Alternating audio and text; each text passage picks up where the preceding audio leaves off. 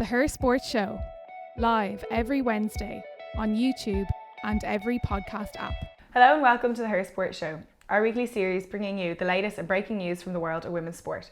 In today's episode, we discuss the ongoing World Athletics Championships that take place in Oregon, the final stages of the Camogie Championships, and we catch up with Eve Higgins after their qualification for the Sevens Rugby World Cup.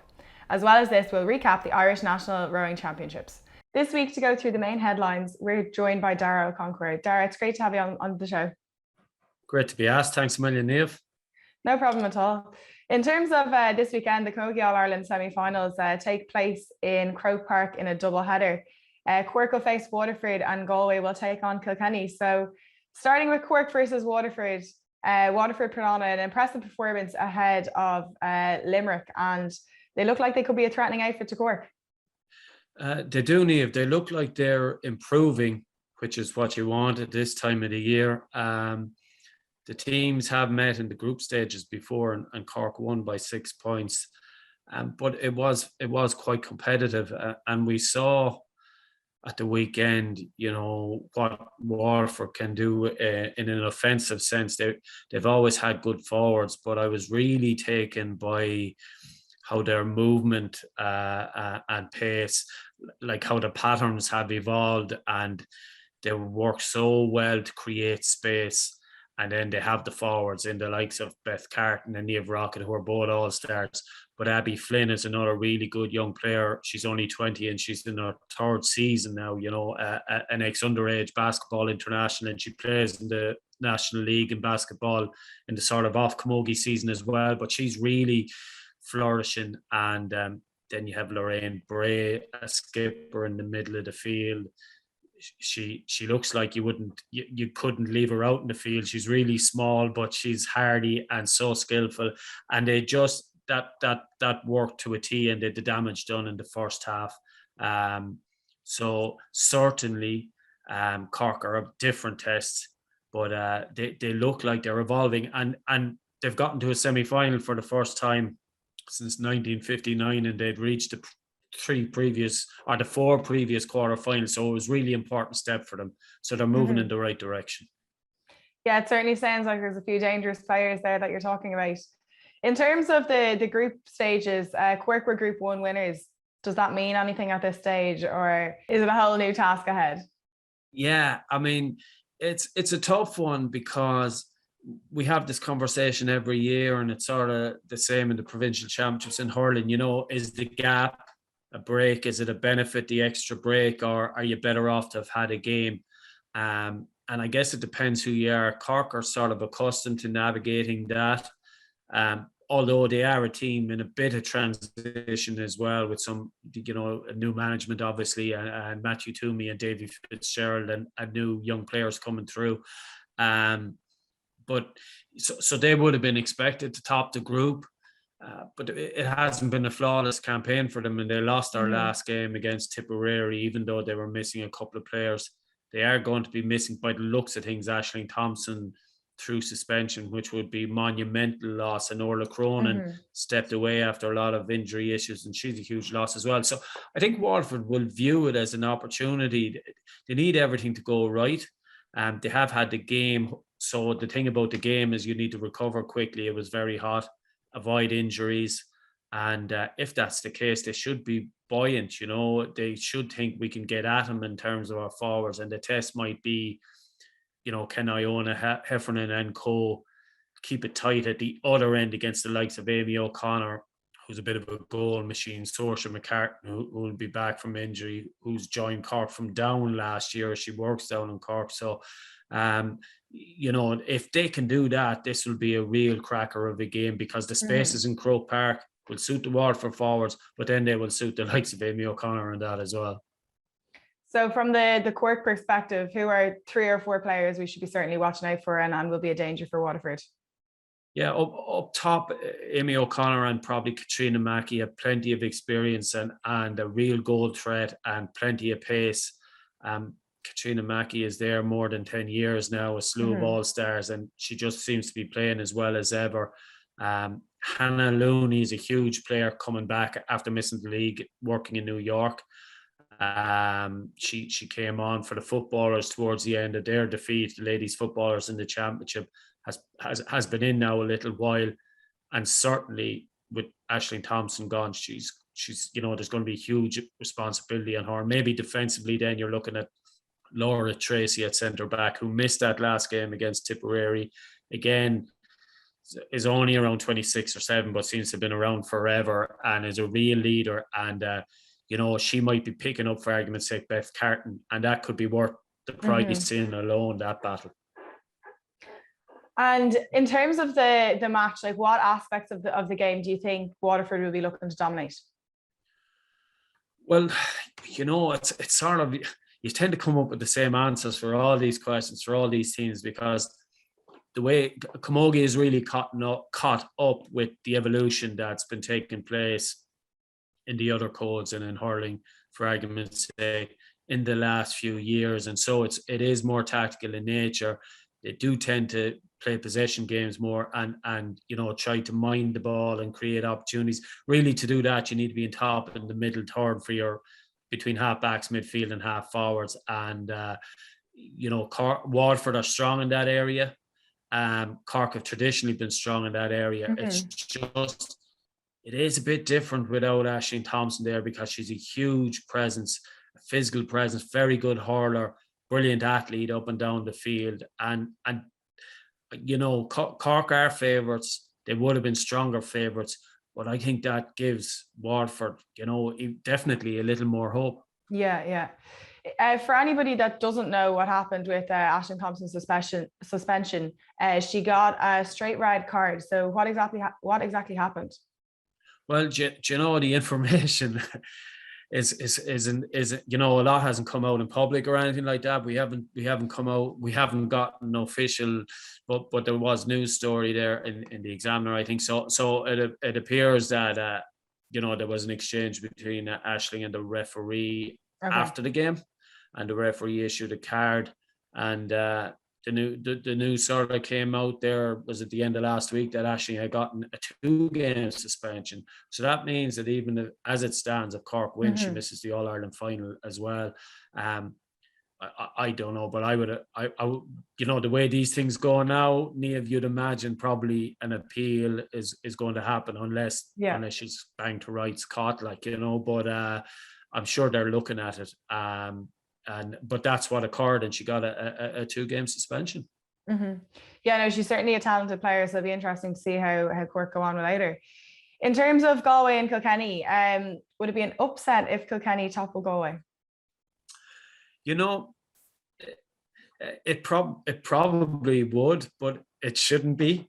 They're nearly twins of the hurlers, the Kilkenny Camogie team. At the start of the season, they were missing 2 generational talents, like 2 of the greatest defenders of the last 10 years retired, Colette Dormer and Davina Tobin.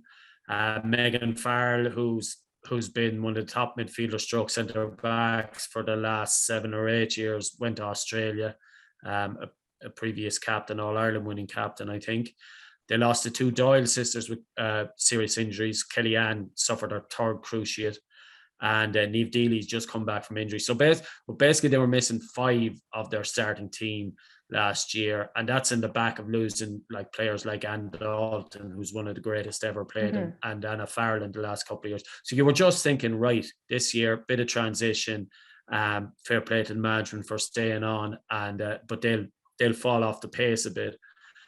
They've been scoring very heavily through the group stages, and then in that final group game against Galway in Athenry, which was, it just sparked the attention of people. There's nearly 1,300 tickets sold, I think, in Athenry, which would be a huge amount of tickets for a group Camogie Championship game. The sun was out, huge crowd, and it was an absolute belter of a game. And Kilkenny were actually winning till just about extra time. Anya Kane hit the equaliser.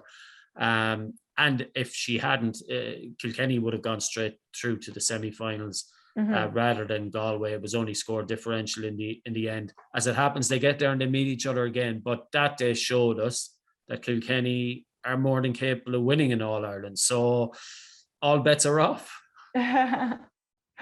So what does Kilkenny need to do to book their place in the final?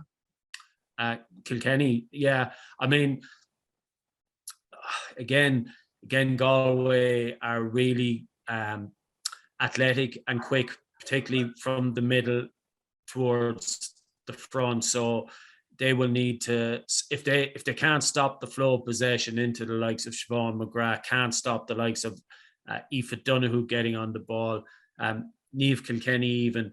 Niamh can be really quiet, and then in 5 minutes she can have 3 points on the board. She's just such an economical player. When they beat Galway in the All-Ireland in 2020, the first COVID All-Ireland, they had a huge game in the middle of the field. Grace Welsh was playing there. She's back at full back now, and that's going to be a huge test. There's a new midfield pairing for Kilkenny, and against the likes of either Aoife Donoghue or Niamh Kilkenny or Niamh Hannafy, that's a massive test. But if they can get on top there, again, they have the forwards. Miriam Walsh is playing the best hurling of her career, and once she gets the ball into her hand, she's just so hard to stop. In the quarterfinal last week, she won the penalty, scored a goal, and obviously Denise Gall is a former hurler of the year and will shoot the lights out. They need to get the ball. So stop the ball going one way, win the ball going the other. That's why, you don't need you bring experts on, so-called experts on, and they come out with the obvious. But really, that's what it is. That's what it is, yeah. And in terms of expectation, will there be that weight of expectation on Galway, given that they were former champions? Yeah, and they have never in their history managed a 2 in a row, which is a big thing. And I thought it was brilliant management by Colin Murray within minutes of winning the All-Ireland last year, because a lot of these girls have been around a long while. A lot of them would be in their 30s. Which isn't old, but given when the county camogie players, particularly of that generation, probably started at 16, 17, they have a lot of camogie played. A lot of them were there in 2013, 2015 and all the way through. But they have now won 2 of the last 3 All-Irelands. They are the most consistent team of the last few years. But he said straight after the last All-Ireland, you're not considered a great team unless you win 2 in a row. And he was actually putting the challenge up to his own players. Don't even dream of retiring. And so they're all back, and this is what they're here for. Yeah. So I think they're very focused on going all the way, but they have 2 huge games to play again. Absolutely. And do you think that we might see some retirements from them after the end of this season? Listen, it is hard to say. But, because the next thing, maybe Colin might come out and say, oh, you're one of the all-time greats if you win it 3 in a row. So it's hard to know. He's just looking to go down in history, as much as possible. Well, that's the thing, it's like, the Limerick hurlers, the same discussion is ongoing now, Yeah. Are they happy with 4 and 5, 3 in a row? Or, are they going to go for 5 in a row? They certainly have the age profile, but a lot of the Galway girls have been there a long time. Some of them are after getting married now, and it's just, I'm not don't want to be putting words in anyone's mouth, but I guess at some stage life becomes the next stage in your priority, but they're certainly good enough, fit enough to keep going for another few years. And that's the other thing about camogie. The condition, the level of conditioning and all of that has improved so much. And with the change of the rules, it has caused an absolute spiral in the caliber of play and the standard of play in the last couple of years, now that you can have a bit of physicality. But, they're in really good nick and really good condition now. So it'll only be their decisions. It won't be, from what I've seen, that anyone needs to walk away. Yeah, absolutely. And sure, look, what I'd say is we're seeing more and more moms in sport and leading the way. And if the men can do it, the women can too. So how competitive have you thought that this championship has been this year? I saw some people were disappointed in the one-sided nature of the 2 quarterfinals, and that is understandable. But listen, we have that again in football. We have it often. We've had it in hurling. So this is nothing new. And then, the code is developing, so you have gaps through the tiers within tiers. But the group stages were phenomenal, absolutely brilliant. They showed the absolute benefit of, groups and round robin stages and leaving the provincial thing out of it. The first group in particular, a really good team. Clare were at the bottom of the group. A really good team like that got to the Munster final, and that drew 2 games, brought Waterford to the last puck of the ball. Brianna O'Regan had to make a great save, or they were losing and not qualifying. And here they are in an All-Ireland semi-final. Tipperary beat Quirk in the last game, only lost 1 game and didn't qualify. So every team bar one was in with a chance in that group. The other group, by its nature, because 2 of the top 3 were in it, was a little more lopsided. But again, below the top 2, the battle for that third space was phenomenal. And that's what we have in any sport. That's what we have in the Premiership. You have, top tier, and then you have people battling. And but what you're seeing is the standard rising above. Tip made a really good go of challenging that top 3. They were unlucky this year. Orla Dwyer is in Australia, unavailable. Karen Kennedy injured, and Roisin Howard, got a big suspension which ruled her out, and they were very, very unlucky. But that's the nature of it. It's unforgiving, and it's week after week, and certainly, I think it's improving and getting better all the time. You see Antrim coming through and making an impact straight away. So it's great to see a couple of Ulster teams in there as well. So good, and a good breadth of teams. Yeah. Very good.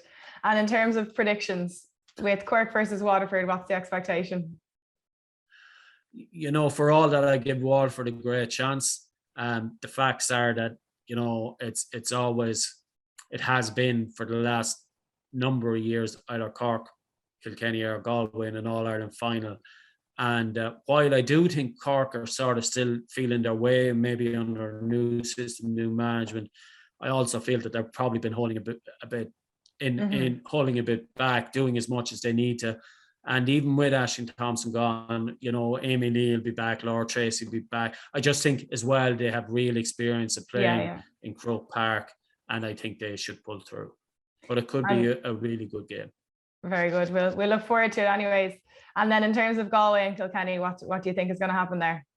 Yeah, I'm really, really looking forward to this game, and more than anything, that's what it is. And when you're talking about a 1 or 2 point game, predictions wouldn't be with any certainty at all, and often I refuse to give them. But having said that, I do think that Galway are a team on a mission, and in that group game, as brilliant as it was, I cannot imagine that neither team was really showing their full hand either, knowing that there was a good chance they would meet again. I just think Galway in the last 10 or 15 minutes, as they did in the league final, the All-Ireland final, they have great depth on the bench, and that could swing it.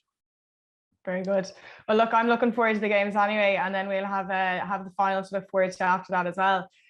In terms of the newspaper headlines in the Irish Independent, one of the stories that is hitting the headlines today is about the World Athletics Championships in Oregon, as Adeleke lines up alongside Idle in 400 meter semi-final. So have you managed to catch any of the athletics? The old time differential is a bit of an issue, Niamh, but some of the highlights, I hope. Sorry, yeah, exactly. It's really interesting to see how Rhasidat will go. Obviously, her huge hopes have been pinned on her in the last couple of years, given, how she's done through the youth and underage levels. And this is a massive step up. And listen, I think to reach a semi-final is probably a great achievement. She did run a 49.80 anchor leg in the mixed relay, which, shows she has the speed, which of course we knew that would be, of course, a running start. So that's not the same as starting from the blocks. And her Irish record is 50.70, and that mightn't be enough. So she probably needs to break an Irish record to reach a final. But, she's 19. Sprinters probably wouldn't be at their best, because so much of sprinting is conditioning and building that muscle mass even, and to power the whole thing through. So her best years are ahead of her, and it's very, very exciting. Very exciting, and I hope she gets to run a race and run close to an Irish record. Yeah, no, she's only really trying her hand at the 400 meters now. Like, she's been traditionally in the 100 and the 200, and she's moved up. And you know, we were talking to her at the national championships, and she's kind of like, yeah, I might give a bit more of a go to the 400. She's trying to work out what's best for her. But you know, in the headlines, it has when she rises from the blocks in Oregon tonight, setting off around the bend in Hayward Field in the World Championship Semi Final. The first thing Rhasidat Adeleke sees will be her teenage idol.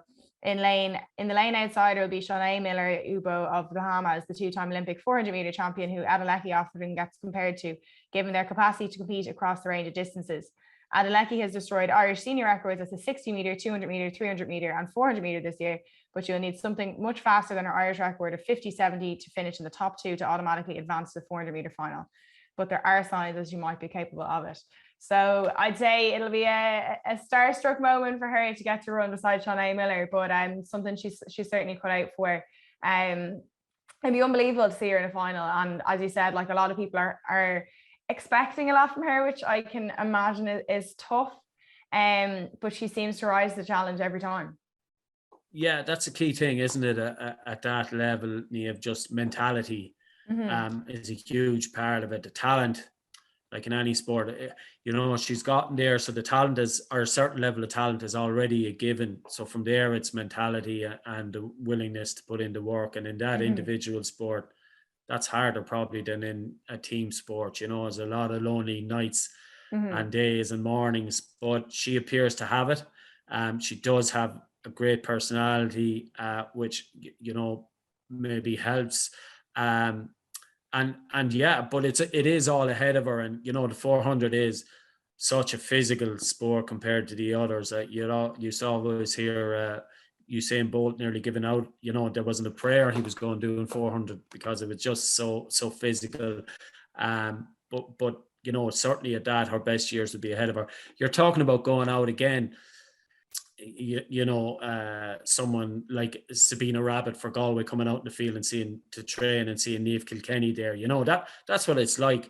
But when she's on the block, she'll have to get rid of that stardust and be ready to ground her. Well, listen, I was going to try and beat her, but she will be running her own race, and she will have her targets of what she plans to do, I guess, from 100 to 100 to 100. And I think just perform is her goal, not qualify, not set a time. I think it's perform, and whatever that brings, then, you know, as long as she can walk off the track and think, yeah, that's brilliant going forward. This is about experience, you know, when she's 21, 23, you know, 25, these are the years where hopefully, I mean, for us to be talking about sprinters chasing medals is insane. That never occurred.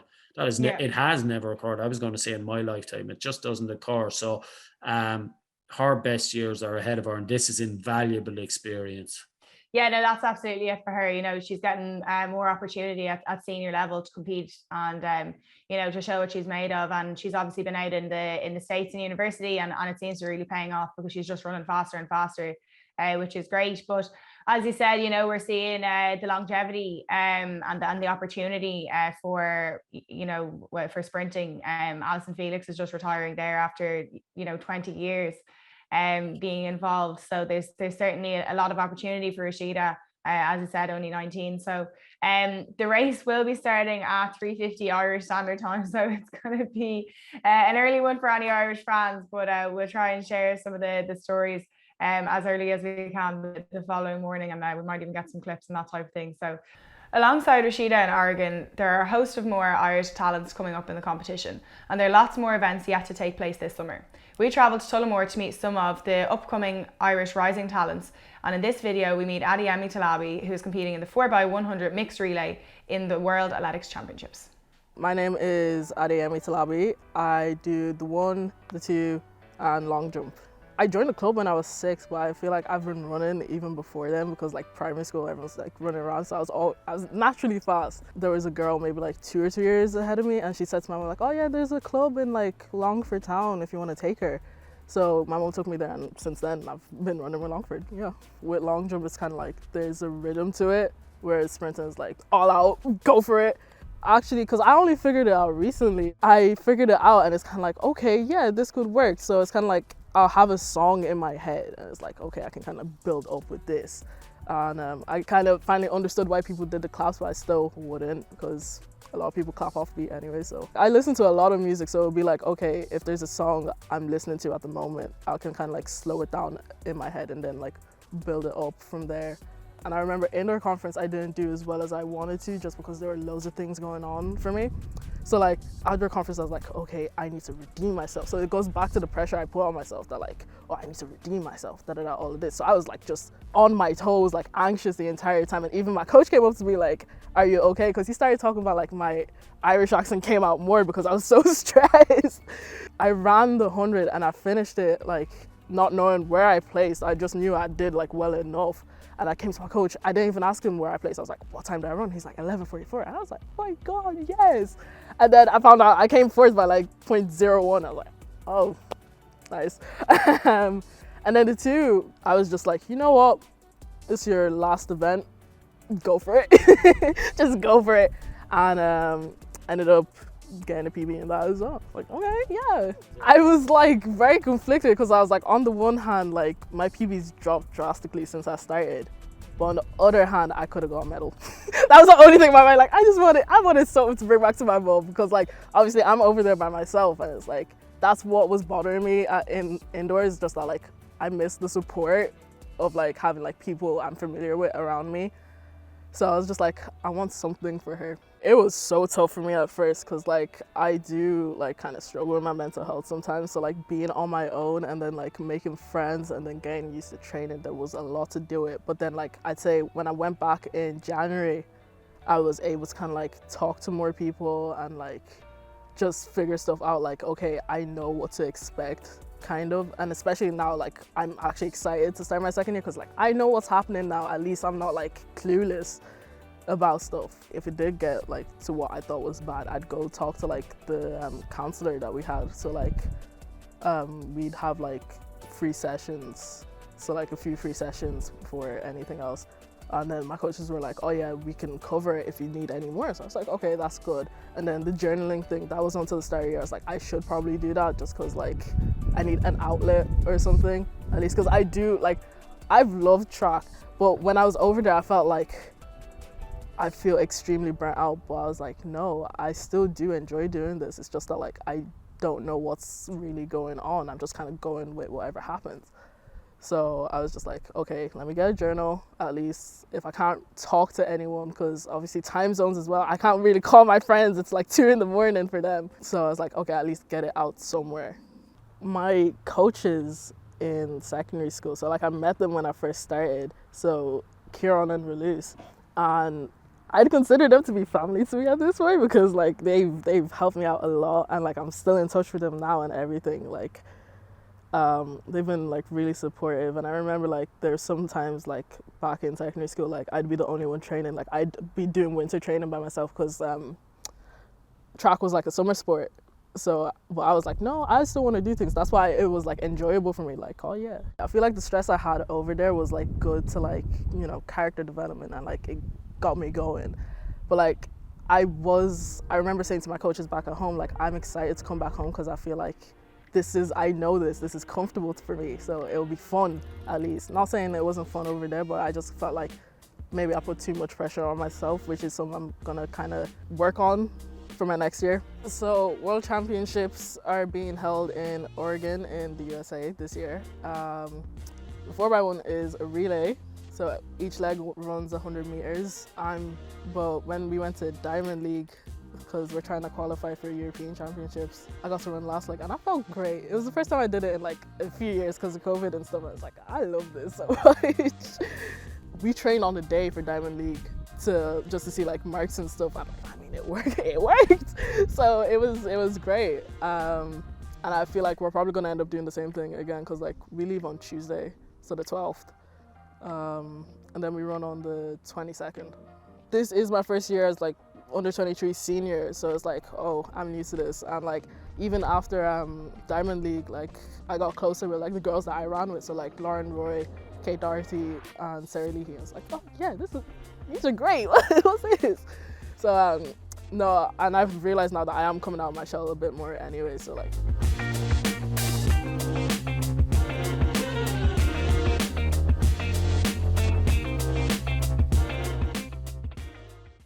In terms of the European Football Championships, we're getting to the business end of the competition now, and at 8 o'clock this evening, we're going to see the tournament hosts face England facing Spain, which were one of the pre-tournament favourites. So what can we expect from that?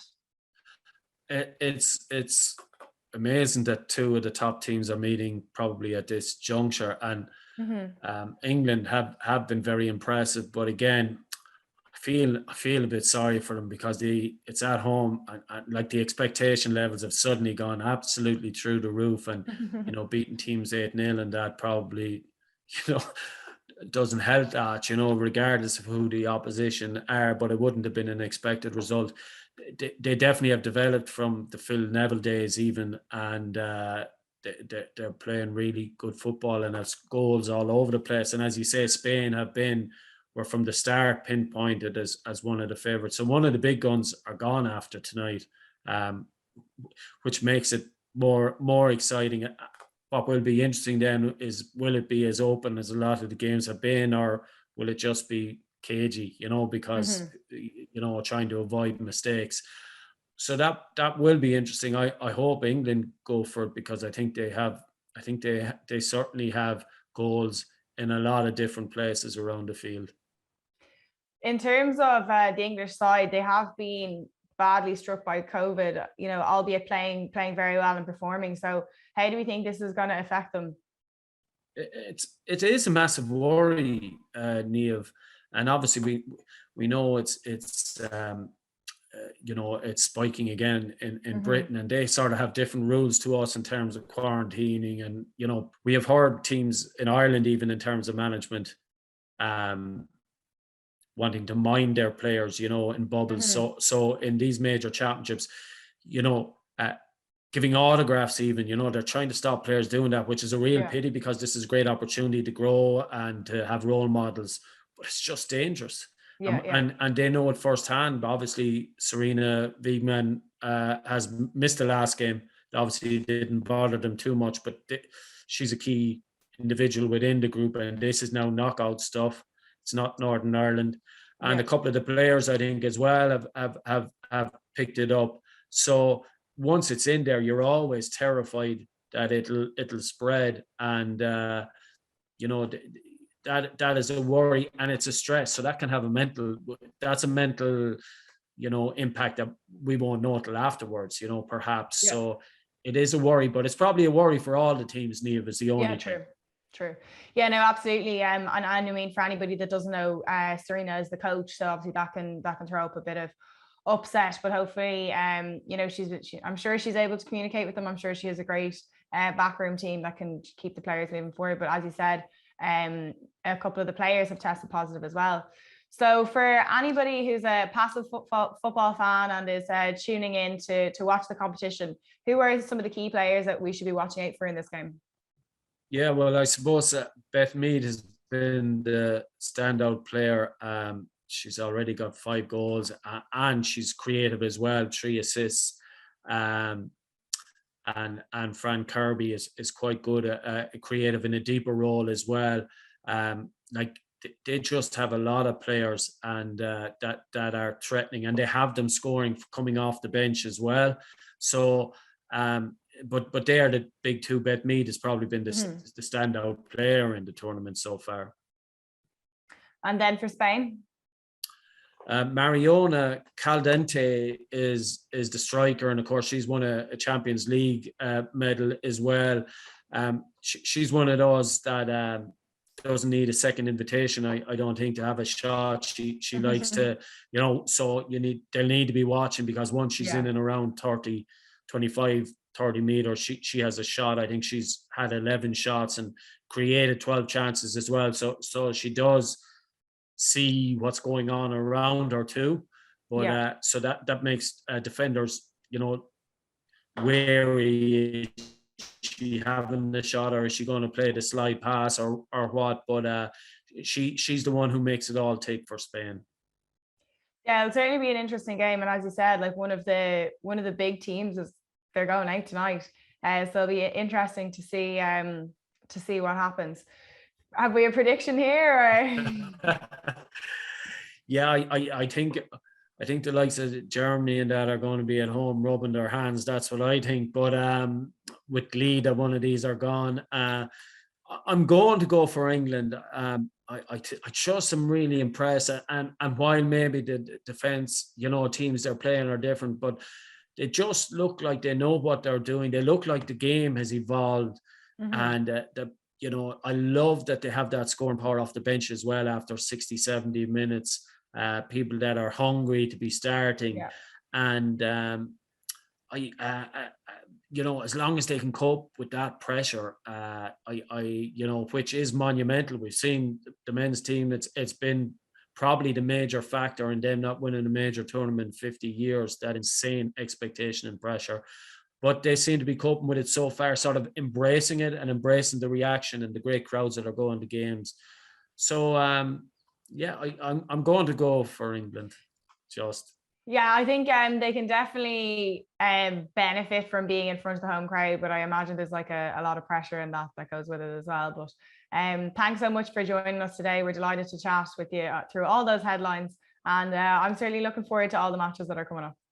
Pleasure. Thanks a million, Eve. Earlier today, I caught up with Irish rugby star Eve Higgins to discuss their qualification for the Sevens Rugby World Cup and to discuss the 2022 season so far. Hey Eve, it's great to have you on the show. Thanks for having me. Huge congratulations on the qualification for the World Cup. Tell us a bit about it.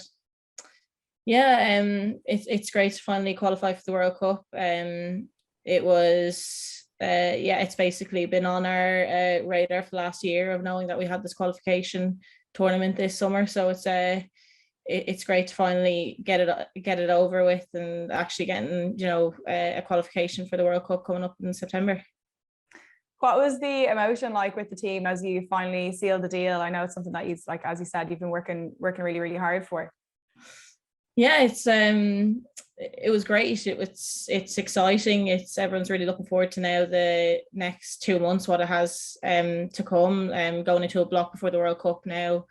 It's really exciting, and especially the fact that we have a lot of young girls that are 18, 19, 20 in the squad that have never experienced a World Cup before. It's in a really exciting place. In terms of the kind of mood before the competition kicked off, like what was it like? Were people nervous? Was there confidence, or what was it different across the team? Yeah, I think you'd be lying if you said you weren't nervous. I'd say we were lucky that we had 2 European competitions beforehand to kind of get some game time in and probably like shake a bit of nerves as well going into and gain confidence going into this tournament. It's everyone, you may as well, like you do as much analysis and stuff on other teams, but at the end of the day everyone's fighting and they're desperate for a last spot in the World Cup, so you can never replicate that. So obviously you just try and control what you can control and perform the best you can. So nervous, but yeah, exciting again. So there was 4 straight wins, scoring 177 points, conceding none. How was that for the team? Yeah, when you look back at it now, it's a great accomplishment that we can look back and say that no one ever crossed our try line, and that our defense was very good. It's funny though when we kind of just focus game by game, so and looking to get a performance. So we wanted to build throughout the weekend, and there were some times that we thought that our performance dropped, and we just wanted to continue to improve. So looking back now, we can be happy, but it's in the moment you're very much like, what can we do better? What can we do better? And in terms of the game, like obviously sevens it's such a quick game, and like you've a lot of matches back to back. How is that as you prepare? You move on from one into the next, and face each team, and it's a very quick process. Yeah, it is. And then, but also this tournament it felt like a bit of a slow process in a way, because we'd usually play 6 games in a weekend, whereas this competition was 4 games over 2 days. So you had a longer break between games than you'd usually have. So we were actually able to go back to our hotel, and if you wanted to nap in your bed and have a sleep, you could. So it was very different. So at least like we did have experience on the World Series and stuff of having longer breaks between games that you kind of just reset yourself and just look ahead to the next game. So yeah, it was good. Was there any time for more TikTok dances during that downtime, or that's post tournament? Yeah, stuff. No, there's definitely. I think my room. I was rooming with Emily, and she found out that my constant swiping of TikTok throughout my addiction throughout the few days. It's very much a time pass. It's a great tool for time passing. Yeah. And yeah, no, it's very popular among a lot of the girls in the squad. Yeah, we've definitely seen it, and we've seen the rendition of Harry Potter and all the different dances and that kind of thing. Yeah, keeps everyone entertained anyway. Yeah, no, definitely.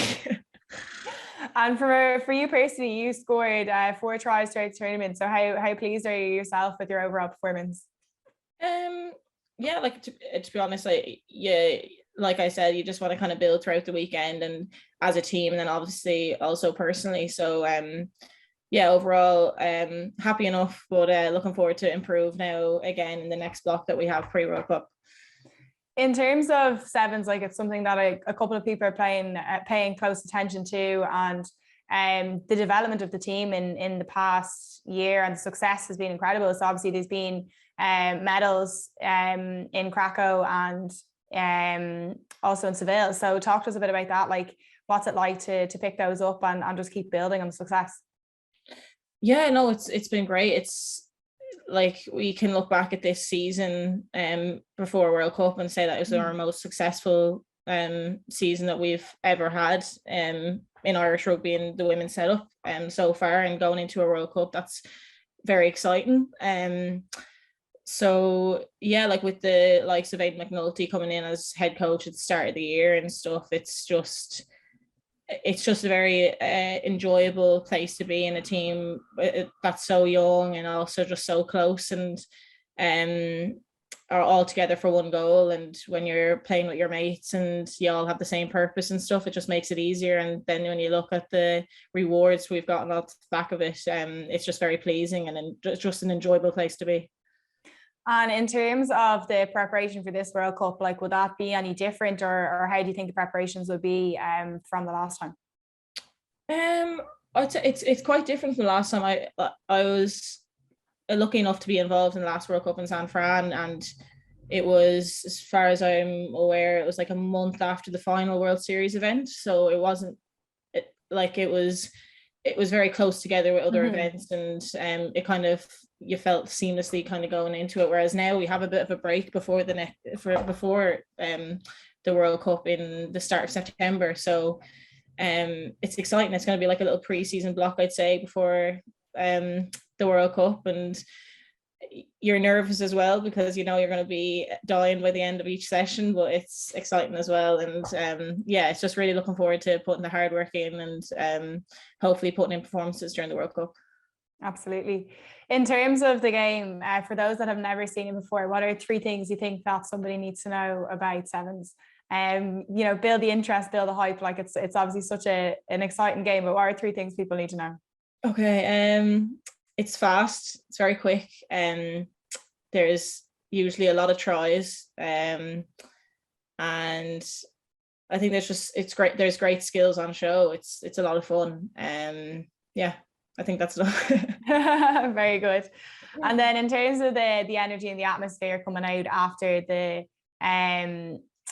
qualification and ahead of competing in the World Cup, what's that like in the team, and what can we expect?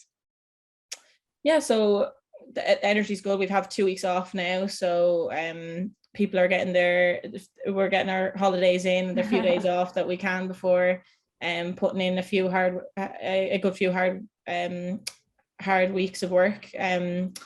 So yeah, I think everyone's good for relaxation now, and as soon as we get back into training in 2 weeks' time, everyone's going to have their head down and working hard to come together for the one goal of going to the World Cup at the end of the block. Brilliant. Well, look, we're really, really looking forward to watching it. Like, we absolutely love sevens here, and yeah, delighted that you all managed to get the job done and are going on to compete in the World Cup. So thanks so much for taking the time to chat to us, and best luck over the next couple of weeks and months. Thank you so much. Thank you. A great weekend of racing at the Irish National Rowing Championships in Quirk this weekend. we saw a host of Olympians, international athletes and the club's finest talent across Ireland compete. Last year, UCC picked up all senior championship wins, but this year were challenged by NUIG, who were back with a bang, and UL, who were in flying form again this year. In terms of the senior 8, it was NUIG and a Galway composite crew, which featured Cliona Nolan and Olympian Fiona Murtagh in the crew. They ran away with it as they pushed on from UCC and Skib, who had a host of talent, including Emily Hegarty, Tara Hanlon, Margaret Cremin and Lydia Heafy, all in the boat. Congratulations, Fiona, Senior 8 champion. Yes, thanks a million. Well, Jesus, all the girls did the hard work, you know, they've been training all year, so I got to sit in on Thursday. But yeah, it's fantastic. What's it like getting to sit back in with the university? Thanks so much. Amazing. Like the club, to be able to go back into the club and rope the club, it means so much. It's such a great. They've been doing so much work all year, and yeah, it's fantastic. And a lot of the women's squad were spread across a couple of the 8s there, so yeah, it was good. It's good fun. Tara and Emily were in the ECC 8, and Monique was in the Champion 8, so the short 8. And so you're yeah, it's good. in the pair at the moment. Yes, myself and Emily were racing Munich European Championships in the pair, and then the 4 in the double on the women's side. So it'll be a busy week. Straight back to the hard work after. Straight back to the hard work tomorrow morning. Yeah, we're straight into it, so no rest with it. Brilliant. Congratulations again. Thanks. Margaret Cremin ran away with 3 championship wins as she claimed the titles in senior single, lightweight single and senior double with her partner Aoife Casey. Margaret had 2 dominant performances in the single scull as she won the senior single and lightweight single. The senior single was a hotly contested competition as she pushed away from Aoife Casey in second, Natalie Long in third and Claire Ferrick in fourth, all who have a host of international experience. So after all that, you're leaving with 3 championships. What's it like? Yeah, it was a good weekend. Really enjoyed the racing. Like the weather was fab and the racing was great, and just good to race for the club and really enjoyed it. Yeah. Great weather and totally different championships to last year. Yeah, definitely. Like I think the weather makes a huge difference. Like especially for the younger crews racing, like it's the pinnacle of the season, and to get the conditions they hope for is great, and you know makes the weekend a lot more enjoyable as well. So I think everyone's coming away happy. So. Did you get chatting to many young athletes and stuff? Were there many people coming up? Yeah, I did actually. A little girl came up for a photo, so that was really nice. That was cute. Yeah, like I think it's great. I think for the next generation to like see the different talent and stuff that's out there. Like it's important. Like the whole can't see, can't be. So I think I think it was great, and we're lucky that we could compete this weekend and that we're home and racing on home waters. So yeah. And then you have Munich coming up soon at the Europeans, so yourself and Lydia will be pushing for that. Yeah, training's going really well, so we'll be going into that like a storm, so buzzing for it, so yeah. Very good, congratulations. Tara Hanlon and Emily Hegarty claimed the senior pair title as they were pushed by Claire Ferrick and Caoimhe Dempsey of Neptune. Their experience and time together certainly showed. Having international wins and experience together, the UCC pushed on to take the win, but were certainly pushed for the first 500 to 1,000 metres by the Neptune crew. For its first year back in action, the senior quad saw a whole host of talent. It was Killorglin that took the win in impressive fashion as Rhiannon O'Donoghue, Monica Dekarska, Molly Sullivan and Lily Gallagher seized the win. Congratulations, you won senior quad yesterday. How was that?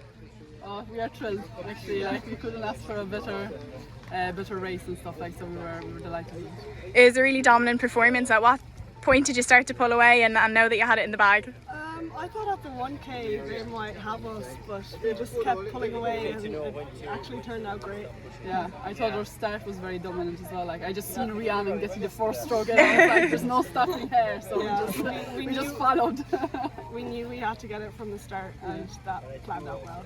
And it's the first time it's been back in the championships in a couple of years. It's a really, really good event. It looked like a really nice row, so you'll be aiming for it again next year. Yeah, definitely. Especially that like we are all from the same club and we are sticking around, kind of Killorglin and stuff. It's like I think for us, like the win meant way more because we are from a very small town and we were, against competitors from universities, and it's very hard to put a senior quad together, as a club.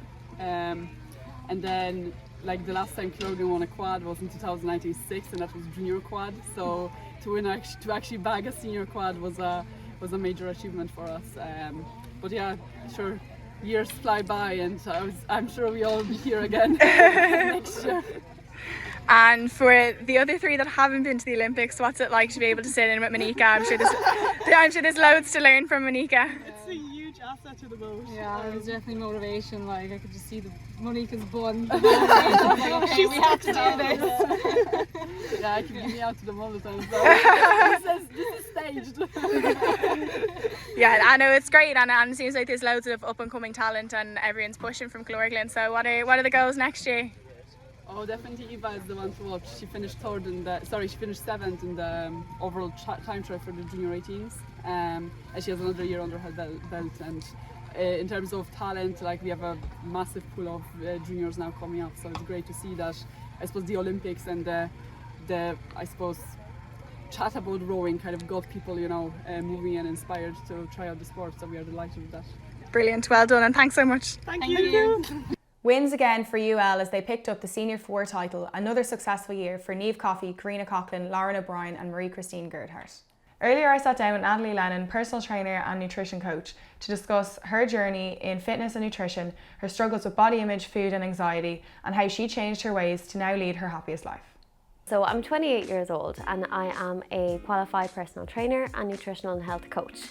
But at the end of my degree, fitness became my outlet. It was my method of kind of reducing stress and just getting away from the deadlines and the worry of where post college was going to take me. Along with that, Instagram started to grow as I was sharing my own story. So at the time, that would have been my physical transformation, my kind of lifestyle improvements, my health changes, which I thought was all very positive, and I'm sure we'll touch on it. And then I also, over the last few years, went and got a nutritional and health coach certificate because I realised the whole balance, nutrition, fitness, lifestyle, was more so where people were struggling than just physical transformations. I was always really active as a child, so I grew up in the countryside on a stable yard. My dad was a racehorse trainer, so my childhood was like, in the trees, cutting out like little hideouts in the bushes, jumping around on the hay bales and dancing. Dancing was a huge part of my childhood. As you reach a certain age, stage school isn't really like acceptable to continue going to when you're like 20, 21. So that's when I started to move over to fitness a little bit. Probably subconsciously missed an element of movement in my life because obviously when you move, when you exercise, you get that feel good feeling. And I guess I was missing that and naturally just gravitated back towards movement of some kind. If it's new to you or you've been out of kind of the fitness scene or exercise for some time and you hear people like myself going on about how fun it is and how you can find methods that you love doing, that all sounds very attractive. But it's taken me a long time to come to this place with movement and my relationship with fitness and food, that it is so fun and enjoyable. And I think for anyone starting off on that journey, realise that it's going to be a little bit uncomfortable for a time, but it has to get uncomfortable before it gets comfortable. So it's like, we talk about the idea of comfort zones. I love the idea of comfort zones. I was talking about them kind of metaphorically. But if you're in your small circle of where you feel comfortable and you want to try new methods of exercise and find out what it is that you truly enjoy, you're probably going to come across some that you don't enjoy and that make you feel uncomfortable, and that isn't going to change. But you're going to come across some that you will start to enjoy, and you've got to give them more than one shot to get to that point with it. It's definitely extremely scary doing these things on your own. It's always that like a little bit frightening leaving, being like, oh, are people going to look at me and think, is she crazy? Does she have no friends? And once you see it through, that's when you get that self-confidence kick. That's when you feel so empowered. And that's probably because it's not something that people often do. Like, doing things on your own is hard, but the more you do it, the more self-confidence you build, and the more kind of, I think, self-love you kind of build, because you've given yourself the opportunity to grow. Anytime you do something on your own that scares you, it's probably a sign that you should do it. Attitude and mindset can completely change a person. It can completely change your path, your goals, your aspirations. I heard probably on a TikTok recently, because I spend way too much time there, but I think we may have all heard this before, like, if a flower doesn't bloom, you don't blame the flower, you blame its environment. And if you think of that in terms of attitude and mindset, if you have the wrong mindset and the wrong attitude, or you feel like you can't develop the mindset and attitude that you want or that you see someone else has, and you're like, why am I as driven as her, as outgoing? Stop blaming yourself, because it may not be your fault, but it's the environment you're surrounded by. Maybe you're surrounding yourself with the wrong people. They say you become the average of the 5 people you spend the most time with. I suppose my journey with body image has been a really complicated one. So when I started social media, my Instagram was purely my own fitness journey, which was purely about physical change. So body image completely took over my mindset, my mental health, my life. It went down the body dysmorphia route. I would potentially put that a little bit down to how I treated social media at the time, but also the fitness industry and the pressures that were there as a personal trainer. Your body was your asset, your business, your potential way to get in clients. If they saw your body and believed that that was something you could help them achieve, then you think that's going to get you more business. But it was never about health. It was always about your body. And because my followers were growing as a result of these pictures that went viral, which was probably easier done at the time, I nearly felt it was my duty to then continue to inspire and motivate these people who are now following me for the physical transformation. Yeah. And I just went deeper and deeper and deeper down that route, and I eventually got diagnosed with an eating disorder. And I've looked into it more since. So it's called like OSFED, Other Specified Feeding and Eating Disorders, which is just like a group. I think it's the majority of eating disorders, which is the mental health disorder with the highest mortality and morbidity rate. But you just tick some boxes and you don't tick others. So I was obsessed with fitness, I was obsessed with food, I was training way too much, I lost my cycle, I was struggling with body dysmorphia. Now, I will say, and I always say, it's something I'll always be kind of aware of. And there's always going to be triggers, like any sort of obsession that you've ever had or addiction that you've ever had. There's little triggers, but you know you have more tools in your toolbox now to kind of put things back together and, you know, put up that kind of bulletproof shield around you.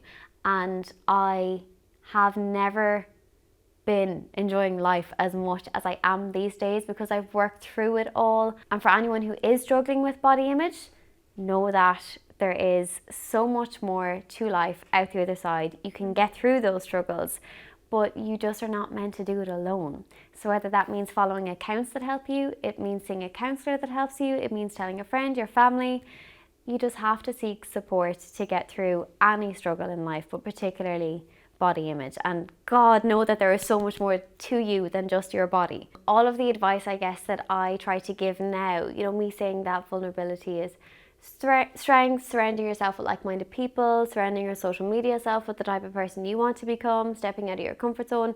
I had to do all of that, and all of that was uncomfortable. And that is exactly how I have reframed my journey and who I am. I went and I got, you know, mental health counselling recently. That's not something we should be like afraid to talk about. And even saying that, I'm a bit like, oh, like the taboo is still there. But I think just learning to own my story has helped me reframe it.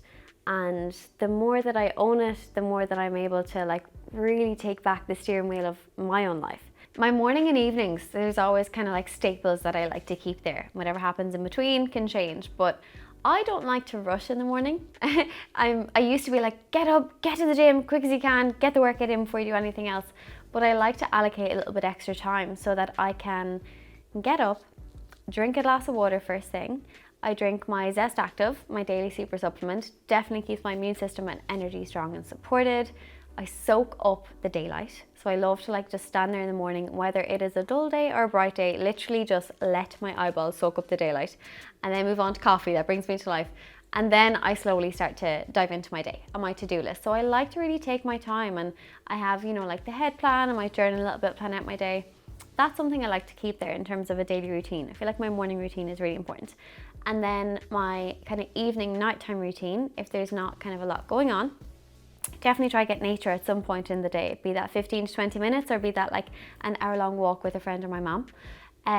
Joint active, I often take in the evening. I've actually had quite a few little niggles and injuries over the last few years, so it's really important that with the amount of training I do, I look after like my bones, my cartilage, my connective tissues. So take that in the evening, and then moving like a little bit more before bed. Try and limit screen time, have my nighttime tea.